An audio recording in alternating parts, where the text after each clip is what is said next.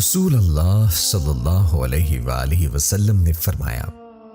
قرض دار جب مقروض مر جائے تو قیامت کے دن اس کے قرض کی ادائیگی اس سے ضرور کرائی جائے گی، سوائے اس کے کہ اس نے 3 باتوں میں سے کسی کے لیے قرض لیا ہو۔ ایک وہ جس کی طاقت جہاد میں کمزور پڑ جائے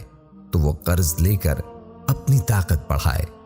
تاکہ وہ اللہ تعالیٰ کے اور اپنے دشمن سے جہاد کے قابل ہو جائے۔ دوسرا وہ شخص جس کے پاس کوئی مسلمان مر جائے اور اس کے پاس اس کے کفن دفن کے لیے سوائے قرض کے کوئی چارہ نہ ہو۔